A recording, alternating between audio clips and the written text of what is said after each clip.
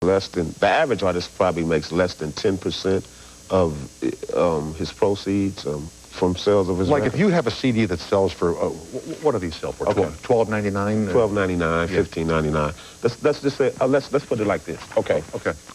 Say you sell enough records to make $23 million, right, which is probably a platinum record. Right. Well, the average artist gets less than $1 million. Really? And then, when you're in that tax bracket where you make $1 million, when you have $1 million, you don't actually have $1 million. You have $430,000. $430,000. So, you know, people think you win a Grammy and you do this and you sell a lot of records. They think, oh, he's rich, he's a multi-millionaire. Coolio, he's loaded, man. Man, come on, man. The government makes more money for me than I do. So, the record company is rich, though. Yeah. So, you know, somebody's getting rich, you know. What about being famous? Like, you're pretty well known now. Yeah, I read this afternoon that, like, you had some folks over to your house for a 4th of July barbecue, and fans know where you live, and they want to come to your house and get autographs. Yeah, I walked outside, and, you know, this happens. I walk outside, and I hear somebody say, Coolio! And I'm like, who is that? And I'm like, my name is John. I'm from Texas, man. I just want to get autograph from my kids. I was like, okay, hold on. And then I signed a couple of autographs and I sent my daughter outside. But, you know, people really do invade your privacy, and they don't stop to think that, you know, you have a family and you're at home, or even if you're out with your kids at a restaurant, or I'm out at the park with my kids, you know, I don't get to see my kids that much. They don't live with me. I know, but you have to remember that if it weren't for all those fans... Oh, well, see, and that's the thing. We wouldn't be getting all these big bucks that we're getting. We wouldn't be able to afford to pay all these taxes if it weren't for our fans. There you go. we wouldn't be able to keep the country afloat, you know. But at any rate, though, you know, I know the job was dangerous when I took it. I'm like, Fred. You know who Fred is, right? Fred. Super Chicken. Super Chicken. Yeah, the Super Chicken. Sure. I'm like, Fred. You know when he tells Fred, you knew the job was dangerous when you took it. So I just look at it like that. I mean, that's how it is. And you know, I love my fans. You know, I don't worry about bodyguards and all that kind of stuff. Security. You know, my fans are my bodyguards. I think that if something was, you know, somebody was to try to attempt to rob me or do something like that, I think people would help me, man. I really do, because you know, I'm just a real person, and I'm just hanging out. That's right. Just trying to live like everybody make else. my music and pay my bills. And exactly. Keep my life in shape. There you go. That's it. Here is Irving on the toll-free in Orano, Maine. Hello. Irving in Maine. Welcome to CBS. Hello. Hello, Irving. How are you? Oh, hi. Hi. Hi, Coolio. What's up, Irv? How you doing? I'm doing pretty good. I'd like to ask you about, do you think that with the deaths in rap recently that they're going to stop with the tough guy stuff so much? Well, you know, rap is just like anything else. It's like movies. It's like life. And, you know, certain people are going to do certain things and other people are not. And, you know, it's all about what your audience wants from you.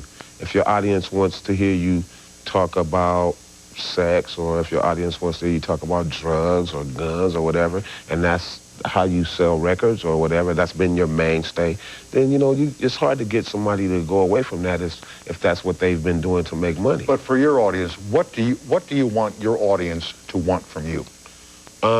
Pretty much what I've been giving them. I've been trying to give people something to think about. You know, I've always rapped like that, and I think maybe early in my career that was probably why I wasn't, you know, I didn't do well. It's probably why I wasn't accepted, because at that time, people didn't want to hear anything. They didn't want to hear you talk about anything. They wanted to hear what was going on in the streets, and it was a lot of things that people didn't know about. So when people started rapping about what was going on in the streets, it was very interesting.